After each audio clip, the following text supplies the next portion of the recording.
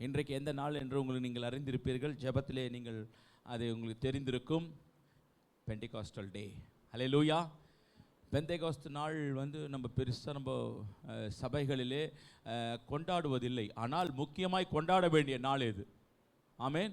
இந்த பெண்டிகாஸ்டல் டே ரொம்ப முக்கியமான ஒரு நாள். தேவன் தம்முடைய சித்தத்தை செயல்படுத்த ஆரம்பித்த நாள். ஹல்லேலூயா. தேவன் தம்முடைய சித்தத்தை இந்த உலகத்திலே செயல்படுத்த ஆரம்பித்த நாள். அது மாத்திரமல்ல, சபை ஆரம்பித்த நாள். கர்த்தருக்கு ஸ்தோத்திரம். சபை உருவாகின நாள். ஆமென். Glory to Jesus. இப்படி அநேக காரியங்களை நாம் சொல்லி கொண்டு போகலாம். பென்டா என்றால் 5. கர்த்தருக்கு ஸ்தோத்திரம். கிரேக்க பதத்தில் பெண்டிகோஸ்ட் என்று சொல்வார்கள். பெண்டிகோஸ்ட் என்று சொன்னால் 50th டே என்று அர்த்தம். கர்த்தருக்கு ஸ்தோத்திரம். ஜூப்ளி வருஷம் என்று சொல்லி யூதர்கள் சொல்கிறதை போல ஜூப்ளி வருஷம் என்று சொன்னால் இந்த 50ஆம் ஆண்டிலே அவர்கள் விடுதலையாகிற நாள் என்று நாம் பார்க்கிறோம். அதுபோல இந்த 50வது நாள் நமக்கு ஆவியானவர் பெரிய ஒரு விடுதலையை கொடுத்த நாள் என்று கூட நாம் என்ன செய்யலாம், நாம் சொல்லிக்கொள்ளலாம். கர்த்தருக்கு ஸ்தோத்திரம்.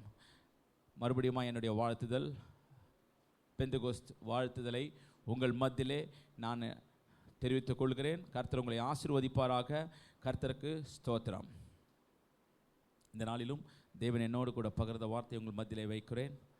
பரிசுத்த ஆவியானவர் உங்களிடத்தில் வரும்பொழுது you will receive it the power.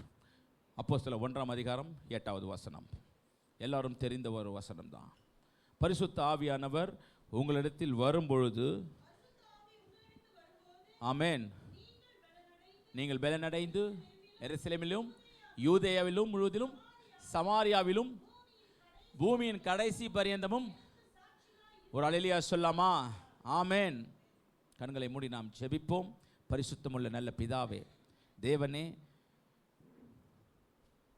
அந்த பெந்தெகோஸ்து நாளிலிருந்து இந்நாள் வரையிலும் பரிசுத்த ஆவியானவரே, இனி வரும் காலங்களிலும் எங்களை இயக்கி கொண்டிருக்கிற கிருபைகளுக்காய் நாங்கள் நன்றி சொல்லுகிறோம்.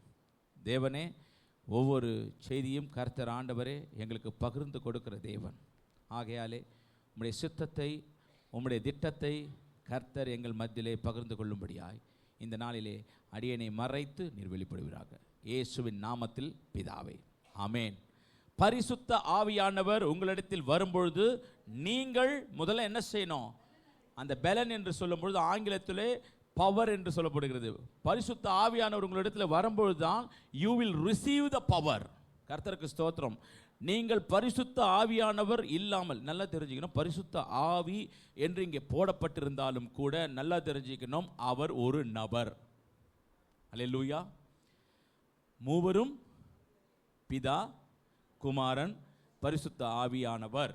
அப்படின்னா சாதாரணமாக பரிசுத்த ஆவின்னு நம்ம சொல்வதை காட்டிலும் பரிசுத்த கனத்தை கொடுக்கும் பொழுது ஆவியானவர் என்று சொல்ல நாம் என்ன செய்யணும்? கற்றுக்கொள்ள வேண்டும். கர்த்தருக்கு ஸ்தோத்திரம். திருத்துவத்திற்குள்ளாக நான் அதிகமாக உங்களுக்கு நான் செல்ல விரும்பவில்லை, அதனுடைய காரியங்கள் அல்ல. ஆனாலும் கூட பரிசுத்த ஆவியானவர் உங்களிடத்தில் வரும்பொழுது you will receive the power. நல்லா தெரிஞ்சுக்கணும், ஞானஸ்தானம் பெற்றவர்கள் ஒவ்வொருவரும் என்ன பெற்றிருக்க வேண்டும்? பரிசுத்த ஆவியானவர் என்ன செய்யணும்? பெற்றிருக்க வேண்டும். கர்த்தருக்கு ஸ்தோத்திரம். சில உபதேசங்களை பார்க்கும் பொழுது பரிசுத்த ஆவியானவரை குறித்து பேச மாட்டாங்க. பரிசுத்த ஆவியானவர் இல்லை என்று சொல்வார்கள் சில உபதேசங்களை குறித்து. நமக்கு அதற்குள்ள நம்ம போக விரும்பவில்லை. கர்த்தருக்கு ஸ்தோத்திரம். ஆனால் இவர் ஒரு நபர், ஆனால் காண முடியாது. அவரை எல்லாருமே என்ன செய்ய முடியாது? அவரை காண முடியாது. பிதா is a God, Kumaran is a God, பரிசுத்த ஆவியானவர் இஸ் a God. கர்த்தருக்கு ஸ்தோத்திரம். 3 பேருமே யாரு? கடவுள் தான். ஆனால் 3 பேரும் ஒருவர் தான். இதை புரிந்து கொள்வதற்கு ஆவிக்குரியவர்கள் ஆவிக்குரியவர்களை நிதானிக்கிறார்கள் சொல்றது போல, இப்போ பலமான ஆகாரத்தை உங்களுக்கு நாங்கள் கொடுக்க விரும்பலை, அதை குறித்து உள்ள டீப்பாக நாம் போக விரும்பலை. ஆனால் ஆவியானவர் ஒரு கர்த்தர், ஆவியானவர் ஒரு கடவுள். கர்த்தருக்கு ஸ்தோத்திரம். ஆவியானவரை நீங்கள் சாதாரணமாக நினைக்கக்கூடாது. ஆவியானவரை நம்ம சாதாரணமாக நினைக்கக்கூடாது. ஏன்னு சொல்லட்டுமா? மத்தேயு 1ஆம் அதிகாரம் 20வது வசனத்தை வாசிப்பீர்கள் என்று சொன்னால், மத்தேயு 1:20 வாசிப்பீர்கள் என்று சொன்னால், யோசேப்பு இப்படி சிந்தித்துக் கொண்டிருக்கையில் கர்த்தருடைய தூதன் சொப்பனத்தில் அவனுக்கு காணப்பட்டு, தாவீதின் குமாரனாகிய யோசேப்பே, உன் மனைவியாகிய மரியாளை சேர்த்து கொள்ள ஐயப்படாதே, அவளிடத்தில் உற்பத்தியாயிருக்கிறது. ஒரு அல்லேலூயா சொல்லாமா? இயேசுவானவர் வருவதற்கு பரிசுத்த ஆவியானவர் காரணமா இருக்கிறார். அப்படின்னா எல்லாவற்றையும் அவர் உண்டாக்க முடியும். அவர் ஒரு கர்த்தத்துவம் உடையவர். அவர் ஒரு தேவன். கர்த்தருக்கு மாம்ச சிந்தையில் நம்ம என்ன செய்ய முடியாது. மாம்ச சிந்தை இருந்ததுன்னு வச்சிங்க, அநேக கேள்விகளை கேட்கலாம்.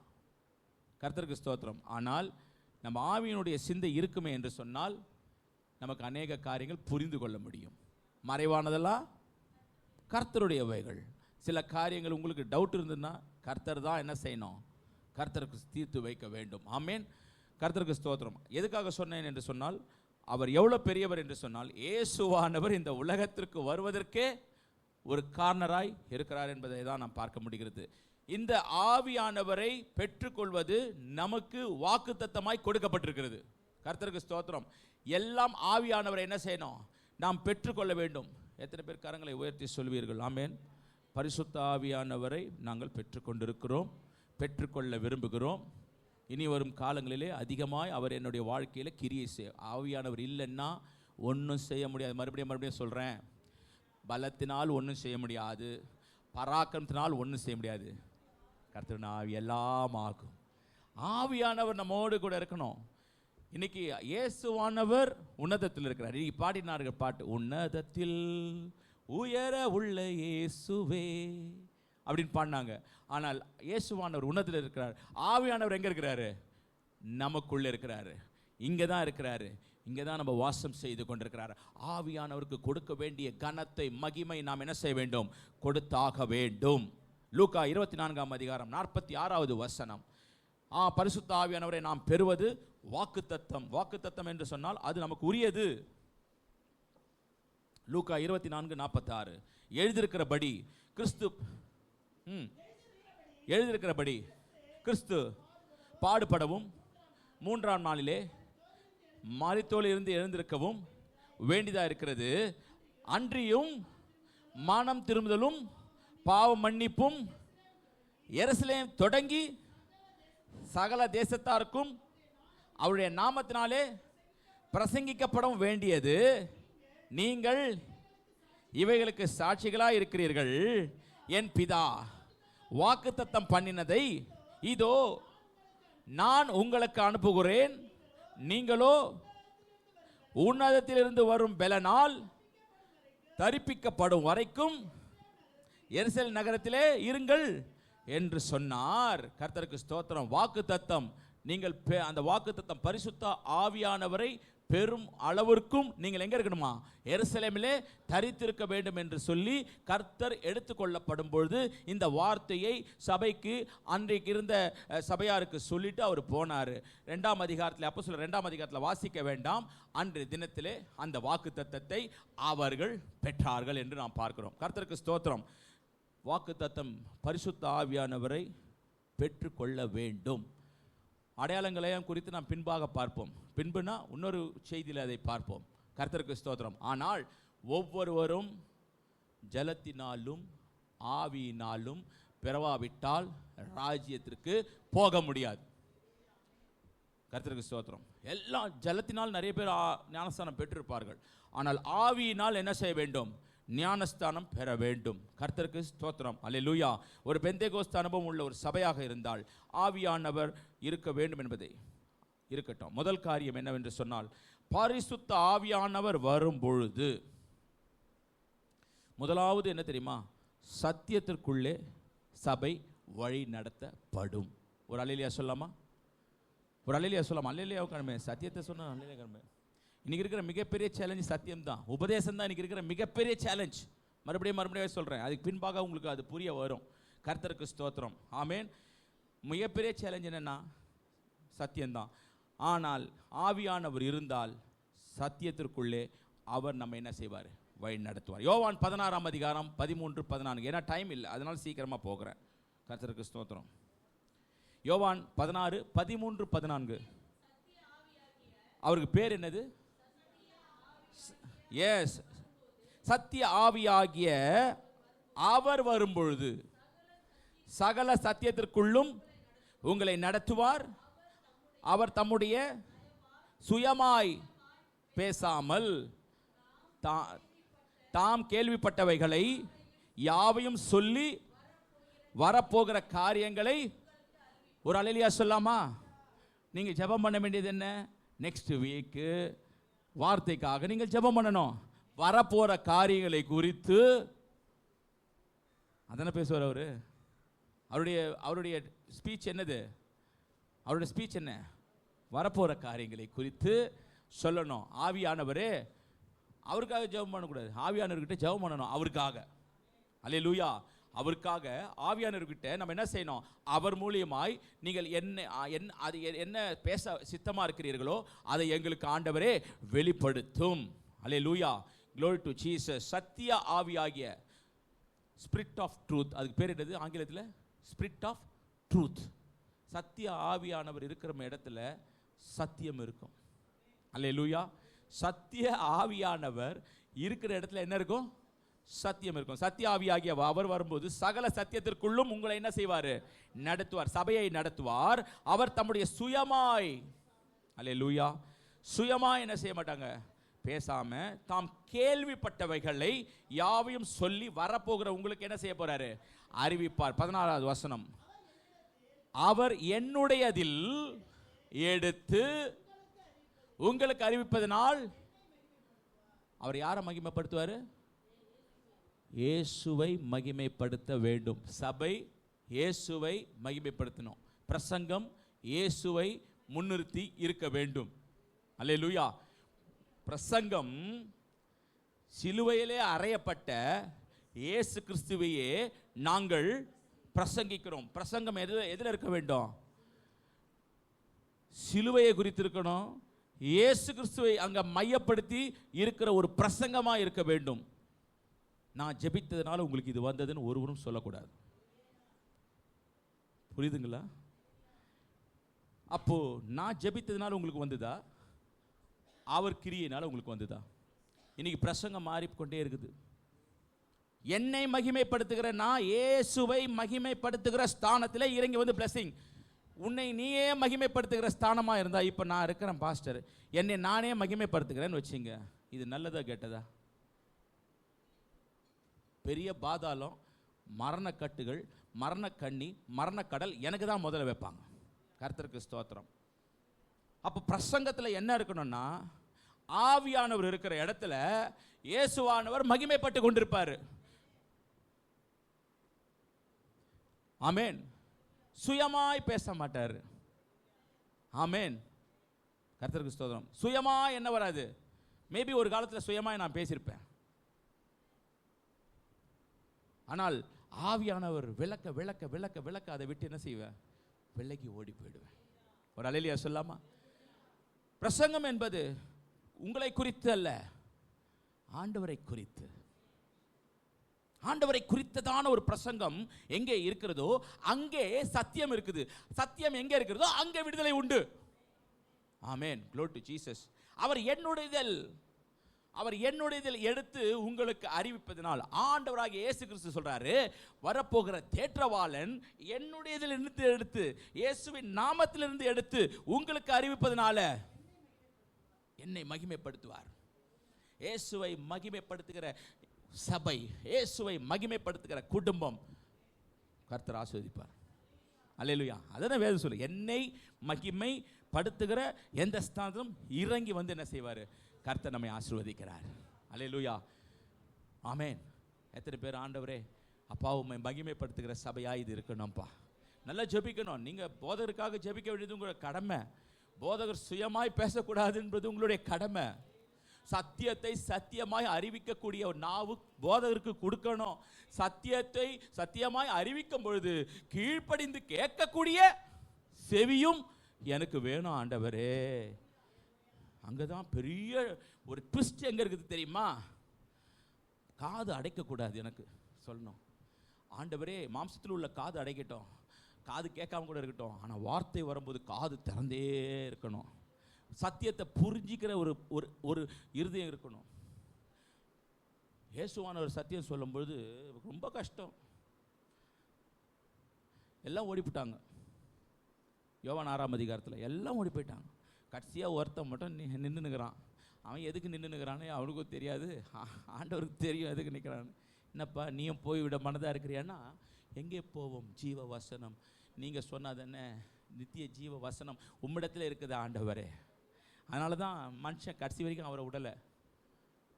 எந்நேரம் கொல்லப்படுகிறோம், எந்நேரம் நாங்கள் சாகடிக்கப்படுகிறோம், எந்நேரம் நிந்திக்கப்படுகிறோம் என்று எழுதியிருந்தாலும் கிறிஸ்துவின் அன்பை விட்டு சொன்னவர் ஒருத்தர். இந்த மனுஷன் சொன்னார். எந்த மனுஷன்? பேதுரு சொன்னார், ஆண்டவரே உம்மோடு கூட இருப்போம். ஆண்டவர் சொன்னார், ஒரு வார்த்தை சொன்னார், ஒரு பயில நீ என் கூட இருக்க மாட்டீங்க. என்னை பிடிக்கிற நேரத்தில் அவவே எல்லாம் ஓடி போவீங்க. அதே மாதிரி ஓடி போனானுங்க. கர்த்தருக்கு ஸ்தோத்திரம். ஆவியானவர் இருந்தார்னா ஓட மாட்டீங்க. ஆவியானவர் இருந்தார்னா தைரியமாய் வசனத்தை பேசுவார்கள். ஆண்டவரே எங்கள் சபை தைரியமாய் போதகர் வாயிலிருந்து வசனம் வரணும். சொல்லுங்க பார்ப்போம். தைரியமாய் போதகர் வாயிலிருந்து என்ன வரணும்? வசனம் வரணும். ஜெபம் பண்ணின பொழுது எங்கே வாசிங்க பார்ப்போம். அப்போஸ்தலர் 4ஆம் அதிகாரம் 31வது வசனம். அப்போஸ்தலர் 4ஆம் அதிகாரம் 31வது வசனம். அவர்கள் ஜெபம் பண்ணின போது அவர்கள் கூடியிருந்த இடம் அசைந்தது. அவர்கள் எல்லோரும் ஆவியினால் நிரப்பப்பட்டு தேவ வசனத்தை, ஒரு அல்லேலூயா சொல்லாமா? ஜெபம் பண்ணின பொழுது, பரிசுத்த ஆவியினால் நிரப்பப்பட்ட பொழுதுதான் தைரியமாய் வசனம் வருத ஏற்றுக்கொள்ள முடியும். இல்லைன்னா குற்றம் கண்டுபிடிக்க முடியும்.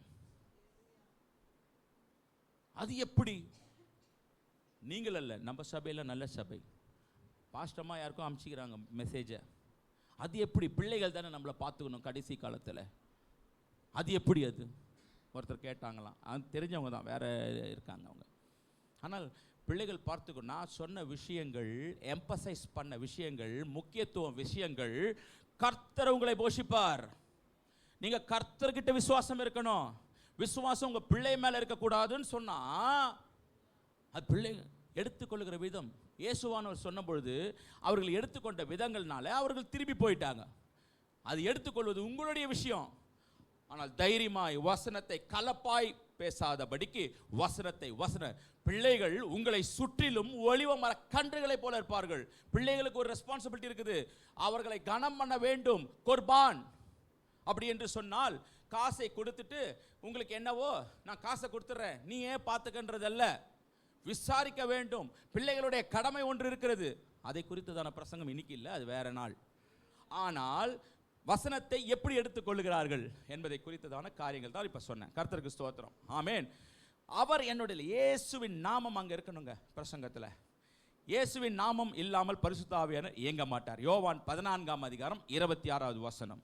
இயேசுவின் நாமம் இல்லாமல் பரிசுத்த ஆவியானவர் இயங்க மாட்டார். என் நாமத்தினாலே பிதா அனுப்ப போகிற பரிசுத்த ஆவியானவர் தேற்றவாளனே எல்லாவற்றையும் உங்களுக்கு போதித்து நான் உங்களுக்கு சொன்ன எல்லாவற்றையும் என் நாமத்தினாலே பிதா அனுப்ப போகிற. யார் நாமத்தினால வந்தவர்? அவரு யார் நாமத்தினால வந்தவர்? அப்ப இயேசு கிறிஸ்துவின் நாமத்தினாலே வந்த ஆவியானவர் இயேசுவை மகிமைப்படுத்தலனா அந்த இடத்துல இருப்பாரா? புரியுதுங்களா? அப்ப இயேசுவானவரை மகிமைப்படுத்துகிற, இயேசுவானவரை உன் வாயில் அறிக்கை செய்கிற, இயேசுவை சொல்லிக்கொண்டே இரு. அது போதும். ஆவியானவர் கிரியை செய்து கொண்டே இருப்பார். இயேசுவை சொல்லு, இயேசுவை சொல்லு. இன்னைக்கு இயேசுவை சொல்றதுக்கு தான் இன்னைக்கு ஆள் இல்லாமல் இருக்குது. அறுவடை மிகுதி, வேலையாட்கள் தான் இருக்குது. தைரியமாய் பிரசங்கம். எல்லாம் சிங்கத்துக்கு உள்ள விட்டாங்க.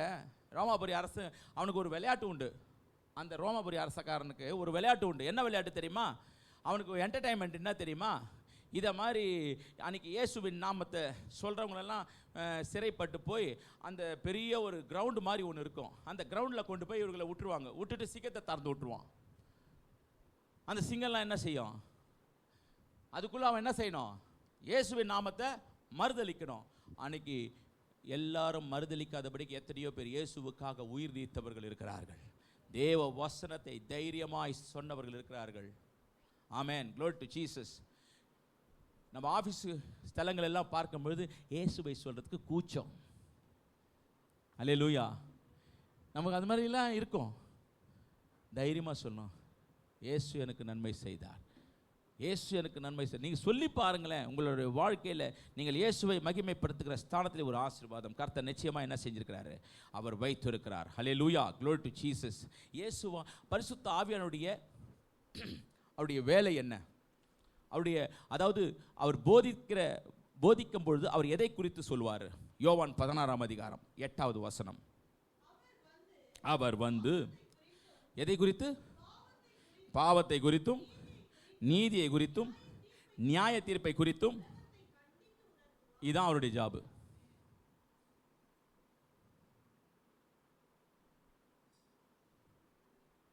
ஆவியானவருக்கு என்ன வேலை? அவர் வந்து அன்னைக்கு பேதுரு பரிசுத்த ஆவியானவரை பெற்றவுடனே எழுந்து பலத்த சத்தமாய் உரத்த சத்தமாய் அந்த இடத்துல பேசின பொழுது எல்லோரும் பாவத்தை உணர்ந்து குத்தப்பட்டவர்களாய் இப்பொழுது நாங்கள் என்ன செய்ய வேண்டும்? ஆமென். அப்போ பேதுரு அங்கே கிரியை செய்தாரா? ஆவியானவர் கிரியை செய்தாரா? ஆவியானவர் கிரியை செய்தார். ஏன்னா அவனுக்கு பேசவே தெரியாது. யாருக்கு பேச தெரியாது? பேதுருக்கெல்லாம் அவ்வளோ வல்லமையான பிரசங்கெல்லாம் பண்ண தெரியாது. கர்த்தருக்கு ஸ்தோத்திரம். ஆனால் அவர் எழுந்து பேசும்பொழுது, ஆவியானவரால் ஊந்தப்பட்டு எழுந்து பேசும்பொழுது 3000 பேர் அன்றைக்கி என்ன பண்ணா? பாவத்தை குறித்து, உன் வாழ்க்கையில் நீதியாய் நடப்பதை குறித்து ஆண்டவர் என்ன செய்வார்? பரிசுத்த ஆவியானவர் வழிகாட்டுவார். இடது பக்கம் சாயும் பொழுதும் வலது பக்கம் சாயும் பொழுதும், ஐயோ அங்கே சாயாதே, அது ஒரு பாவக்காரியம், இது பாவக்காரியம், ஸ்ட்ரைட்டாக வழி இதுவே என்று அவர் போதிக்கிற போதகருடைய சத்தம் உங்களுக்கு பின்பாக என்ன செய்யும்? கேட்கப்படும். ஒரு அல்லேலூயா சொல்லாமா? ஆமென். நீதியான வாழ்க்கை குறித்து அவர் உங்களுக்கு சொல்லுவார். நியாய தீர்ப்பை குறித்து, நியாய தீர்ப்பை குறித்து. 4வது, உலகத்தை கண்டித்து. சபை உலகத்தில் இருக்குது, ஆனால் சபைக்குள்ள உலகம் வரக்கூடாது. ஒரு அல்லேலூயா சொல்லாமா? புரிந்தவர்கள் புரிந்து கொள்ளுங்கள். சபை உலகத்தில் இருக்குது, ஆனால் உலகம் சபைக்குள்ள வரக்கூடாது. அல்லேலூயா. இன்னைக்கு அநேக காரியங்கள் உலகம் சபைக்குள்ளே வந்துடுச்சுன்னா சபையில் ஆவியானவர் இறங்க மாட்டார். அவர் போயிடுவார். பாஸ்டர் உக்காந்துக்குன்னு அவருடைய வயிற்றுக்கு என்னவோ, புரியுதுங்களா? ஆவியானவர் போயிடுவார். பாஸ்டர் உள்ள உட்காந்துக்கிட்டு உங்களுக்கெல்லாம் மொழிவி, நீங்களாம் ஆசீர்வதிக்கப்பட்டவர்கள், நீங்கள் ஆசீர்வதிக்கப்பட்டதான் நான் ஆசீர்வதிக்கப்படும், கொடுங்கள் அப்பொழுது உங்களுக்கு கொடுக்கப்படும் சொல்லி பிரசங்கம் பண்ணிட்டு நான் போயிட்டு வேண்டியது தான். கர்த்தருக்கு ஸ்தோத்திரம். ஆவியானவர் அதுக்கு கொடுக்கப்படவில்லை. நம்மளாம் பெந்தகோஸ்து சபையா என்ன? ஆமேன். நம்மளாம் பெந்தகோஸ்து சபை இல்லை. கர்த்தருக்கு ஸ்தோத்திரம். எனக்கு மறந்து போகுது சில வேளையில். நான் ஞாபகப்படுத்திக்க வேண்டிய கட்டாயத்தில் இருக்கிறேன். அல்லேலூயா. நாமெல்லாம் பெந்தகோஸ்து சபை. அப்போ பெந்தகோஸ்து சபை என்பது ஆவியானவரால் இயக்கப்படுகிறது. ஆவியானவரால் இயக்கப்பட்டால் பாவத்தை குறித்திருக்கணும் பிரசங்கம், நீதியை குறித்திருக்கணும் பிரசங்கம், நியாய தீர்ப்பை குறித்திருக்கணும் பிரசங்கம், வருகை குறித்து அடுத்த வாரம் வந்து பிரசங்கிப்பார். அல்லேலூயா. அதனால தான் பிரதர் அழகாக சொன்னார், ரமேஷ் பாபு பிரதர் சொல்லும்போது சொன்னார், நிறைய ஆசீர்வாத கூட்டம் அது கூட்டம் நடத்துவாங்க, இந்த செய்தி கூட்டம்லாம் நடத்தினா வரக்கூட மாட்டாங்க, அது ரொம்ப கஷ்டம்தான். ஆனால் நான் சொல்லுகிறேன், 4ஆம் முனையிலிருந்தும் கர்த்தர் கொண்டு வருவார். ரிபா லாக்கா ஷாந்தா லாக்கா ராபா. சத்தியம் எங்கே இருக்கிறதோ அங்கே ஜனங்களை கர்த்தர் கொண்டு வருவார், ஆவியானவர் கொண்டு வர. விடுதலை அங்கே என்ன இருக்கும்? சொன்னார் ஒருத்தர் விடுதலையான கூட பரலோகத்தில் 99 ஆடுகளை குறித்து அல்ல, ஒரு ஆடு மனம் திரும்புதலை குறித்து பரலோகம் மிகுந்த சந்தோஷம் அடைகிறது என்று சொன்னால் அதற்காக எத்தனை கூட்டங்கள் நடத்தவும் தயார். ஒரு அல்லேலூயா சொல்லாமா?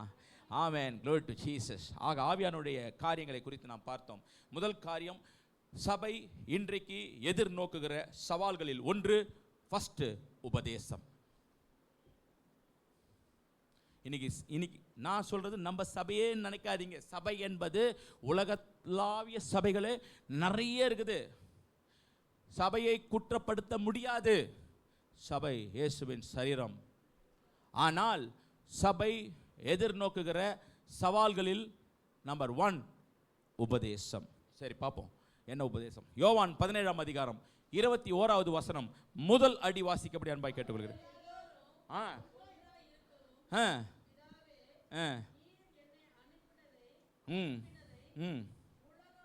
போதும் போதும் போதும் போதும். அவர்கள் எல்லோரும் ஒன்றாயிருக்கவும்.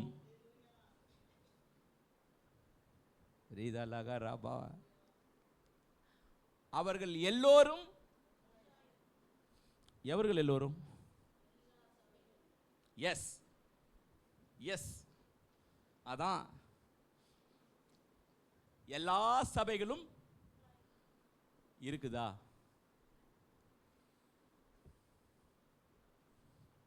கரங்களை உயர்த்தி பரிசுத்த ஆவியானவரே ராதா ராகா லா ரா பாபா. சபைக்குள்ள இருக்கிறவர்களே எல்லோரும் ஒன்றா இருக்க முடியல. அப்ப எல்லா சபைகளும் எப்படி ஒன்றா இருக்கும்? நான் மறுபடியும் சொல்றேன். ஆதியிலே அதாவது 1ஆம் நூற்றாண்டிலே, இயேசு கிறிஸ்துவுக்கு அப்புறம் சொல்றேன், நூற்றாண்டிலே எந்த சபைக்கும் பெயர் கிடையாது. சபைக்கு என்ன பேர்னா எக்லேசியா என்ற பெயர். கிரேக்க பதத்தில் எக்லேசியா என்று சொன்னால் அசம்பிள். அசம்பிள்னா என்ன? ஒரு ஜனங்கள் எல்லாம் அசம்பிள் கூடுகிறதைத்தான் சபை என்று சொல்லப்பட்டது. பெயர் வைத்துக் கொள்ளலாம், தப்பே கிடையாது. இப்போ பவுல் அடிகளார் எழுதுகிறார் கொரிந்தியர் சபைன்னு. கொரிந்தியர் சபைன்னா அது கொரிந்தியர் சபைன்னு அதுக்கு பேர் போர்டு கிடையாது. எந்த அந்த இடத்துல ஒரு கூடுகிற இடம் பேர் வந்து கொரிந்திய பட்டணம். அந்த கொரிந்தி பட்டணத்தினால இன்னைக்கு கர்த்தருக்கு ஸ்தோத்திரம், அதுக்கு பேர் உண்டாச்சு. ஆமென். அந்த ஆதியில் இருந்த சபைகளுக்கெல்லாம் கேத்தலிக் சர்ச்சஸ் என்று வந்தது. கேத்தலிக் சர்ச்சஸ் என்று தான் நேம் கொடுக்கப்பட்டு வந்தது. காங்கிரிகேஷன், ஒரு கூட்டம் என்று வந்தது. இப்போ நம்ம சபைக்கு பேர் என்ன சொல்லுங்க பார்ப்போம்? எப்படி? நல்லா சத்தமா. ஜீவ வழி ஏஜி சபை என்பது உங்களுக்கும் எனக்கும் தான். ஸ்தாபத்தில் ரிஜிஸ்டர் ஆகிருக்கிறது assembly of God Chinmaya Nagar. ஸ்தாபனத்தில் என்ன பேர் கொடுக்கப்படுதுன்னா the assembly of God Chinmaya Nagar. நம்மளுடைய அக்கௌண்ட் வரப்போகுது. நம்ம சபைக்கு ஒரு அக்கௌண்ட் கொடுக்க போகிறாங்க. அதுக்கு பேர் ஜீவ வழி ஏஜி சபை அக்கௌண்ட் இல்லை, the assembly of God Chinmaya Nagar, அவ்வளோதான். ஸோ அந்த இடத்துடைய பெயரை குறித்து தான் என்ன செய்கிறாங்க, அந்த இடத்தை கொடுப்பார்கள். கர்த்தருக்கு ஸ்தோத்திரம். ஆனால் இன்றைக்கு சொன்னது போல, வசனம் சொல்லுகிறதை போல, கர்த்தருக்கு ஸ்தோத்திரம், நீங்கள் எல்லோரும், அவர்கள் எல்லோரும் என்ன செய்யணுமா? ஒன்றாக இருக்க வேண்டும். இன்னைக்கு கேத்தலிக் சர்ச்சோடைய உபதேசத்தை புரோட்டஸ்டன்ட் சர்ச் ஏற்றுக்க முடியுமா? புரோட்டஸ்டன்ட் சர்ச்சோடைய உபதேசத்தை பெண்டிகாஸ்டல் சர்ச் ஏற்றுக்க முடியுமா? ஒன்றாக இருக்கிறோமா? மறுபடியும் சொல்கிறேன், பிசாசின் தந்திரமே அதான். தைரியமாய் சொல்ல விரும்புகிறோம். பிசாசின் தந்திரமே என்ன ஆச்சுன்னா, நீ எதில் ஊன்றி இருக்கிறியோ அதிலே உன்னை பிரிப்பான். அல்லேலூயா. நாங்கள் இதில் சர்ச்சை சார்ந்தவர்கள், நாங்கள் அந்த சர்ச்சை சார்ந்தவர்கள், நாங்கள் அதை சார்ந்தவர்கள் சொல்லலாம். நான் கொரிந்தி பட்டணத்தை சேர்ந்தவன், நீங்கள் எபேசு பட்டணத்தை சேர்ந்தவர்கள், ஆசியா மைனர் உள்ள 7 சபைகளை சேர்ந்தவன், தப்பு கிடையாது. ஆனால் நீங்கள் சொல்லும் பொழுது இயேசுவானவர் உங்களோடு கூட இருக்கணும். சபையின் பெருமையை பேசுவதற்கு நாம் வரவில்லை, இயேசுவை பேசுவதற்கு நாம் வந்திருக்கிறோம். கர்த்தருக்கு ஸ்தோத்திரம். உன் சபை என் சபை. எரேமியாவில் சொல்லப்படுது, எங்கே நாட்டப்படுகிறார்களோ அந்த இடத்துல என்ன செய்யணுமா? அதில் மாற்று கருத்து கிடையாது. ஆனால் எல்லா சபைக்காகவும் எல்லா சபையிலும் ஒரு உபதேசம் இருக்குதா? அசம்பிளி ஆஃப் காட்ல 16 உபதேசம் இருக்குது. இந்த 16 உபதேசமும் கர்த்தருக்கு ஸ்தோத்திரம் எல்லாமே வசனத்தின் அடிப்படையில் சார்ந்து அந்த வசனத்திற்கு கிரியை செய்யணும், அதன் பிரகாரமாக கிரியை செய்கிற வசனமாய் கொடுத்திருக்கிறார்கள். கர்த்தருக்கு ஸ்தோத்திரம். அதே போல தான் அந்த எந்த ஒரு சபையை நம்ம ஒரு பாலிசி இருக்குதோ அந்த சபையில் என்ன இருக்க வேண்டும்? வசனம் தான் ஆதாரமாக இருக்க வேண்டுமே தவிர வேற எதுவுமே இருக்கக்கூடாது. அல்லேலூயா. இன்னைக்கு என்ன இருக்குன்னா, அவர்கள் எல்லோரும் ஒன்றாக இருக்கவும். எப்படி ஒன்றாக இருக்கணும்? ஒரே மனம் இருக்கணும், ஒரே சிந்தை இருக்கணும், ஒரே ஆவி உடையவர்களாக இருக்கணும். இருக்கிறாங்களா? ஸ்தோத்திரம். அப்போஸ்தலர் 4ஆம் அதிகாரம் 32வது வசனம் பாருங்க. முதல் அடி மட்டும் வாசிங்க. விசுவாசிகளாகிய திரளான கூட்டத்தார் ஒரே இருதயமும், அவ்வளவுதான், போதும், தேங்க்யூ. விசுவாசிகளாகிய திரளான கூட்டத்தார் ஒரே இருதயமும் ஒரே மனமும் இருந்தார்கள். ஒரு மனதோடு கூட நீங்கள் எவைகளை கேட்பீர்களோ. இன்னைக்கு சகோதரருக்குள்ள ஒரு மனம் இருக்குதா? சிந்தித்து பார்க்கணும். இன்னைக்கு சகோதரருக்குள்ள ஒரு மனம் இருக்குதா? ஆட முந்தா நாள் ஒரு நியூஸை பார்த்தங்க. அக்கா தங்கச்சி, திருவள்ளூர் மாவட்டம், அக்கா தங்கச்சி திருவள்ளூர் மாவட்டத்தில் ஒரு பிரியாணிக்காக, எப்படி ஒரு பிரியாணிக்கு பயங்கர சண்டை போட்டுக்கிட்டு தங்கச்சிக்காரி மாடியிலேருந்து டமானு கீழே விழுந்துருச்சு.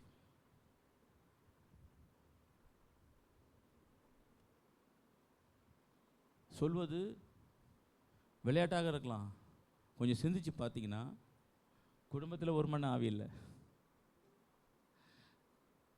எவ்வளோ பிசாசானவன் பிரித்து ஆண்டு கொண்டிருக்கிறான் தெரியுமா? நமக்கு நம்ம சிந்தையில் ஆண்டு கொண்டிருக்கிறான். ஆண்டவரை எல்லா சபையும் நிரம்பப்பட வேண்டும். இன்னைக்கு என்னடான்னா, கர்த்தருக்கு ஸ்தோத்திரம், சரி ஒட்டியிருக்காங்க, நம்ம ஒன்றும் சொல்ல முடியாது. எல்லா சபையும் போய் ஒட்டிட்டு வந்திருக்கிறாங்க, நான் எதுவும் சொல்லலை. கர்த்தருக்கு ஸ்தோத்திரம். ஆமென். சபையை பிரஸ்தாபப்படுத்தலாம், பக்கத்தில் போய் சபையெல்லாம் போய் ஒட்டக்கூடாது. சரி ஒட்டிட்டு வந்துக்கிறாங்க. ஏதோ ஒன்று. ஆண்டவரே, எங்களுக்கு கொடுக்க வேண்டிய ஆத்துமாக்களை, ரட்சிக்கப்படாத ஆத்துமாக்களை நாங்கள் சந்திக்கிற சபையாக இருக்க வேண்டும். ஒரு அல்லேலூயா சொல்லாமா? ரட்சிக்கப்படாத ஆத்துமாக்கள் ஏராளமாக இருக்கிறாங்க. அதற்காக சந்திக்கப்பட்டு அவர்களை என்ன செய்யணும்? ரட்சிப்புக்குள்ள வழி நடத்தக்கூடிய அந்த கிருபையை கர்த்தர் அந்த ஆதி அப்போஸ்தல சபைகளில் கொடுத்ததை போல இந்த நாளிலும் எங்களுக்கு என்ன செய்யணும்? அவங்க கொடுக்க வேண்டும். கர்த்தருக்கு ஸ்தோத்திரம். அல்லேலூயா. விசுவாசிகளான திரளான கூட்டத்தார் ஒரே சிந்தை, ஒரே இருதயம், ஆமா, ஒரே மனம். எங்கேயா போய் கேட்டிங்கன்னா அக்காவை பற்றி, தங்கச்சி, தம்பியை பற்றி, அண்ணன், இப்படி எல்லாம் குறை சொல்லுகிற ஆவி பெருகி போச்சு. அப்போ எப்படி நம்மை கொண்டு ஆவியானவர் செயல்படுவார்னு நம்ம நினைக்கிறோம்? அல்லேலூயா. ஆமென்.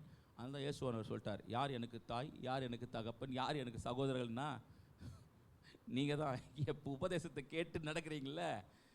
சொந்த சகோதரெல்லாம், இயேசுவானவருடைய சொந்த சகோதரெல்லாம் அவரை விசுவாசிச்சாங்களா? நீர் அங்கே போய் என்னமோ விதை காட்டுற மாதிரியே பேசுகிறானுங்க இயேசுவானுடைய சகோதரர்கள். நீர் அங்கே போய் இதே மாதிரி நீங்கள் பேசுனீங்கன்னா நீங்கள் பிரபலமாகிடுவீங்களே. சொன்னாரா இல்லையா அவங்க சகோதரர்? சொன்னாரா? நீ அங்கே போய் விதை காட்டினா நீ பெரிய ஆள் ஆகிடலாம். நீ இப்போ சபை என்பது விதை காட்டுவதல்ல. சபை என்பது அட்ராக்ட் பண்ணி இழுக்கக்கூடியதல்ல. ஒருவனை அவர் இழுத்து கொள்ளாவிட்டால், நான் யோசிச்சு பார்த்தேன், நானும் கெஞ்சி நிற்கிறேன், நீங்களும் கொடுக்க மாட்டேறீங்களா ஆண்டவரே? அது என்ன ஆண்டவரே? நான் இழுத்துக்கொள்ள வேண்டும். ஆண்டவர் சொன்ன நான் இழுத்துக்கொள்ள வேண்டும். அப்போ ஆவியானவர் இருக்கிற இடத்துல ஒரு ஒரு மேக்னெட்டிக் ஒரு ஒரு காரியம் இருக்கும், அது இழுத்துட்டு வரும். ஒரு அல்லேலூயா சொல்லாமா? ஆமாம், பாஸ்டர் என்ன வித்தை காட்டினாலும் நடக்காது. பாஸ்டர் ஆவியில் நிரம்பி என்ன ஆவியானவர் சொல்கிறாரோ அதை சபைக்கு சொல்லும் பொழுது தான் காதுள்ளவன் கேட்க கடவன். அவர் சொல்கிற கட்டுக்கதைக்கெல்லாம் இந்த கதைக்கெல்லாம் என்ன பண்ண முடியாது, செவி சாய்க்க. கட்டுக்கதைக்கும் இதுக்கு இது மாதிரி சொல்கிறதுக்கெல்லாம் ஆவியானவர் வரல. பாவத்தை குறித்து, நீதியை குறித்து மறுபடியும் மறுபடியும் அதை ஆழத்துவமாய் நான் சொல்ல கடமைப்பட்டிருக்கிறேன். அதை குறித்து, ஜட்ஜ்மெண்ட்டை குறித்து, இதுக்கு தான் ஆவியானவர் வந்தார். சபையை சீர்படுத்துவதற்கு ஆவியானவர் வந்தார்.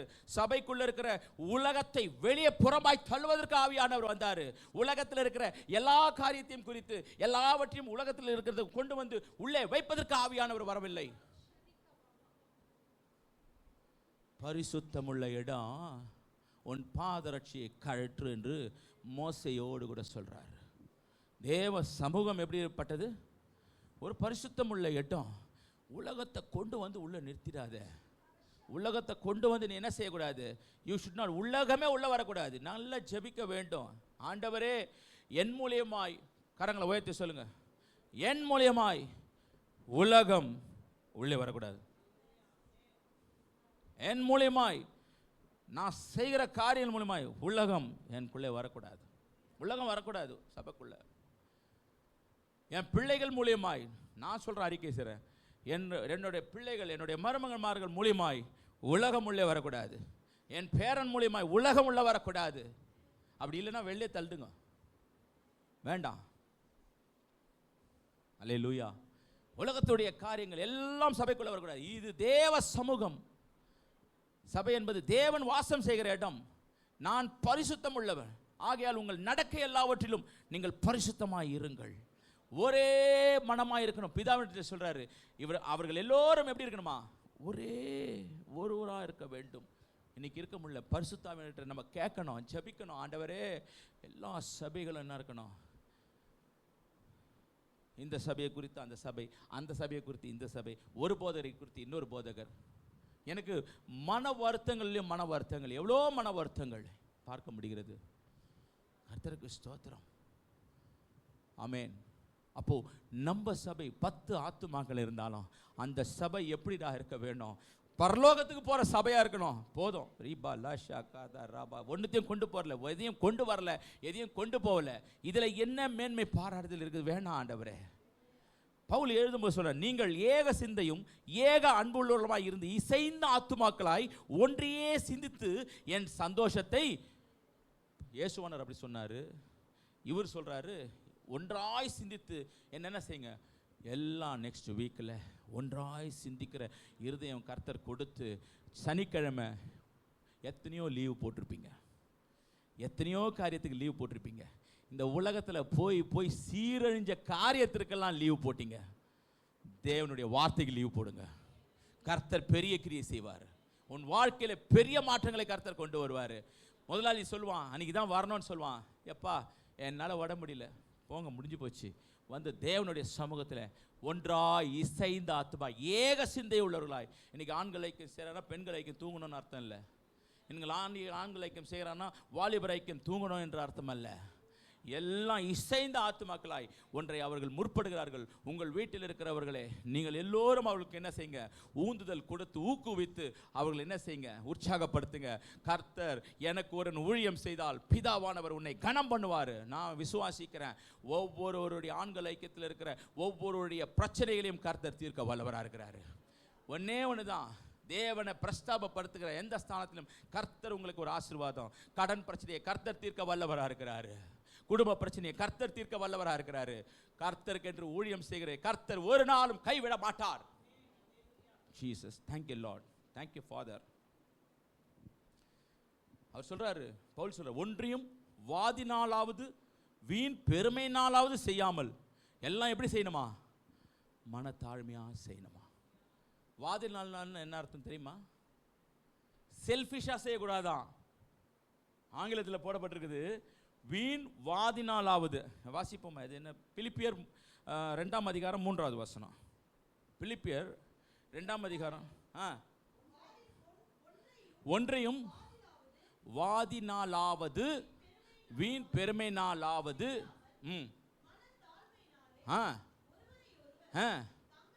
தங்களிலும் ஒருவரையும் பலவீனமான பார்க்காத, ஒருவரையும் பலவீனமா பார்க்காத, எல்லாரும் ஈக்குவலா பாரு. எல்லாரையும் எனக்கு மேலா பாரு. ஆத்துமாக்களை எப்படி பார்க்கணுமா? எனக்கு மேலா பார்க்கணும். ஏன்னால என்ன வழி நடத்தினவர் அப்படி பார்த்துட்டாரு. என்ன வழி நடத்தினது யார்? இயேசுவானவர்ல. இயேசுவானவர் என்ன பண்ணாரு? பாதத்தை கழுவினார்ல. அப்போ பாதத்தை கழுவும்போது அந்த தாழ்மை இருக்குதுல்ல, அப்போ எவ்வளோ ஆத்துமாக்களை எப்படி பார்க்கணும்? என்னிலும் மேன்மை உள்ளவராய் எண்ணிக்கொள்ள வேண்டும். அல்லேலூயா. வீண் வாதினாலாவது நான் செல்ஃபிஷா ஊழியம் செய்யாத. செல்ஃபிஷா ஊழியம் செய்யாத அப்படின்னா என்ன அர்த்தம்? எனக்கு உகந்த நான் என்ன சிந்திக்கிறேன்னு ஊழியம் செய்யாத. பரிசுத்த ஆவியானவர் என்ன நினைக்கிறாரோ அதற்கு விட்டு கொடு. உன்னும் யோசனை வேண்டாம், சிதறடிக்கப்பட வேண்டும் யோசனை. உன் யோசனை எல்லாம் சிதறடிக்கப்பட வேண்டும். என் யோசனை பாஸ்டர் ராஜேஷோட யோசனை சிதறடிக்கப்படணும். தேவன் என்ன நினைக்கிறாரோ அதற்கு இடம் கொடுக்கிறது தான் ஆவி. உன் யோசனை வரவே வேணாம். உன்னை கொண்டு சொல்லுகிற காரியங்கள் எல்லாம் உனக்கு ஆண்டவர் சொல்லுகிறாரா, தீர்க்கமாய் சொல்லுகிறாரா, கொண்டு வா. ஆவியானவர் நடத்துவார். தீர்க்கமாக கொண்டு வரலையா, உன் மாம்சம் செயல்படுதா, விட்டு போயிட்டே இரு. ஒன்றைய வாதினாலாவது செல்ஃபிஷாக எதுவுமே பண்ணாத. எனக்கு இது ஆதாயம் கிடைக்கும் சொல்லி செல்ஃபிஷாக பண்ணாத. வீண் பெருமை. எங்க பாஸ்டர் கையை வச்சார்னா என்ன மாதிரி சுகம் தெரியுமா? அப்படிதானே? எங்க பாஸ்டர் சும்மா கை வச்சாருன்னு வச்சுங்க, அப்படியே டக்கு டக்கு டக்குன்னு ஆடும். பலாசீர் லாரியாம திருநெல்வேலி மாவட்டத்தில் தாமஸ் ஐயா சொன்ன பார்த்தீங்களா? பார்த்துருப்பீங்க, அதனால தான் சிரிக்கிறீங்க. இங்கே இருந்தால் பூந்தமல்லியில் ஆடுமா பேய். இங்கே பிரசங்கம் பண்ண ஆரம்பிச்சார்னா பூந்தமல்லியில் ஆடும். இங்கே வந்தார்னா அங்கே ஆடும். இங்கே வந்தார்னா இங்கே விழுவாங்க. கரெக்டு. ஆவியானவர்னால் நல்ல பயன்படுத்த ஒரு மனுஷனை தெரிந்து கொள்ளப்பட்டவரை பிசாசு வஞ்சிக்கிறான்னா நம்மளெல்லாம் அடுத்த நாளே காலி பண்ணுவான் போல இருக்குது. ஆவியானவரே ஏன் என்னை கொண்டு வந்தீங்கப்பா, ஒரு விசுவாசியாக இருந்துட்டு போயிடலாமேன்னு யோசித்தேன். நான் பெருமைக்கு சொல்லுங்க, உண்மையை சொல்கிறேன். நான் படுற கர்ப்ப வேதனை சாதாரணமான வேதனைலாம் கிடையாது. உங்களுக்காவது பரவாயில்ல, ஒரு முறையா, நமக்கு 7 முறை. ஆனால் கீழ்படுகிற பிள்ளைகள், நீங்கள் எல்லாம் கீழ்படுகிற பிள்ளைகள். டக்குன்னு என்ன பண்ணிட்டீங்க, ஸ்டேட்டஸில் ரிமூவ் பண்ணிடுறீங்க. இதெல்லாம் வைக்கிறீங்க. கர்த்தருக்கு ஸ்தோத்திரம். ஜீசஸ். உலகம் வரக்கூடாது, சபைக்குள்ளே உலகம் வரக்கூடாது, உலக பாட்டு வரக்கூடாது, உலக மியூசிக் வரக்கூடாது, எதுவும் வரக்கூடாது. அந்த காலத்து பாட்டெல்லாம் பாடும்போது ரீபாலா காஷாதார், அந்த அருமையான அந்த பென்னி ஜோஷுவா பாடுறாரு பாருங்க, என்ன அருமை. ஆதாரம் நீர்தானையா என் துணையே, ஆதாரம் நீர்தானையா, நான் தான் துணையன நயந்தூரை சொன்னவர். அப்படி என்ன சொல்லலாம்? எப்பா கவலைப்படாத, நான் தான் துணையன நயந்தூரை சொன்னவர் நற்றாட்டில் பாபு.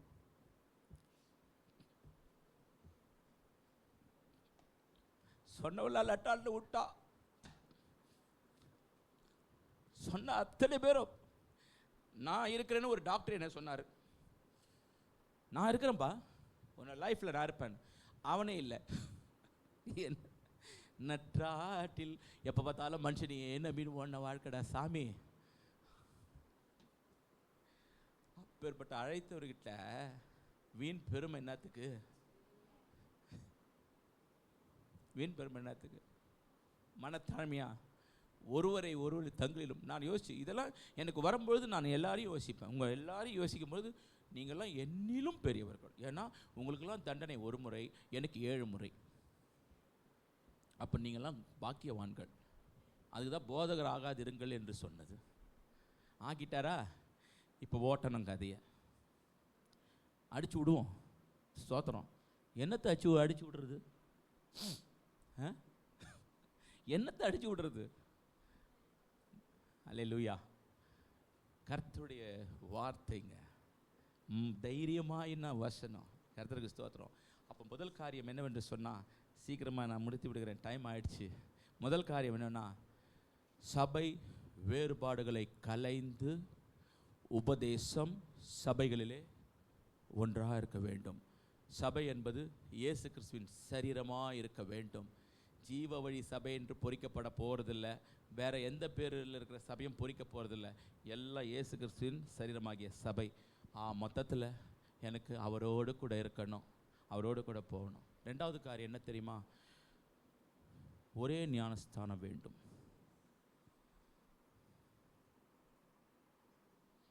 எபேசியர் 4-வது அதிகாரம் 5வது வசனம். யாரையும் குற்றப்படுத்துவதோ துக்கப்படுத்துவதோ இல்லை. பரிசுத்த ஆவியானவர் என்கிட்ட சொல்கிறத இதோ சமூகத்தில் இருந்து உங்ககிட்ட தைரியமாய் சொல்ல கர்த்தர் உதவி செய்கிறார். யாருடைய காரியங்களும் கிடையாது. எபேசியர் 4ஆம் அதிகாரம். ஒரே கர்த்தரும் ஒரே விசுவாசமும், அவ்வளோதான் போதும்.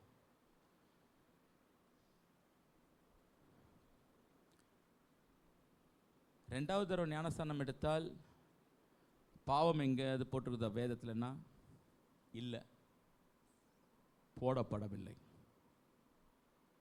இன்னைக்கு வருத்தத்தோடு சொல்லுகிற ஒரு விஷயம் என்னவென்று சொன்னால், பெண்டிகாஸ்டல் சபையிலே ஞானஸ்தானம் பெற்று புரொட்டஸ்டன்ட் சபையில் வரும்பொழுது அவர்கள் சொல்லுகிறார்கள் மறுபடியும் நீங்கள் என்ன செய்ய வேண்டும்? ஞானஸ்தானம் எடுக்க வேண்டும். வேதத்தில் ரெண்டாவது தடவை ஞானஸ்தானம் எடுத்துருக்கிறாங்களா தெரியுமா?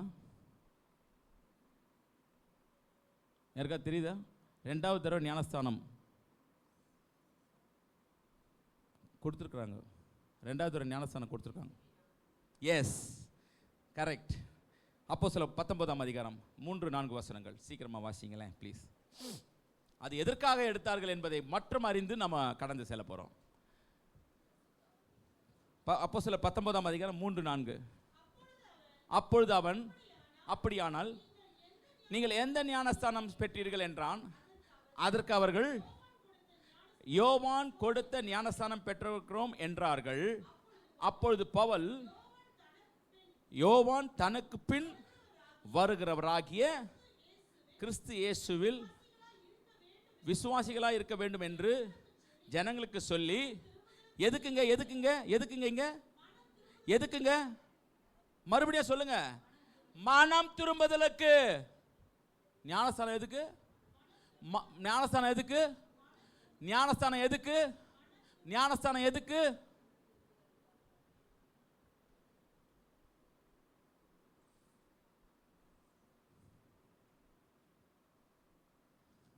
என்று ஜனங்களுக்கு சொல்லி மனம் திரும்புவதற்கு ஏற்ற ஞானஸ்தானத்தை கொடுத்தான் என்றார்கள். இதை 5வது வசனம். இதை கேட்டபோது அவர்கள் கர்த்தராகிய இயேசு நாமத்தினாலே ஞானஸ்தானம் பெற்றார்கள்.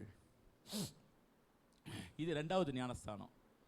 முதல்ல அவர் பவுல் போய் அந்த இடத்துல பேசும்பொழுது அவர்கள் கேட்கிறார்கள்,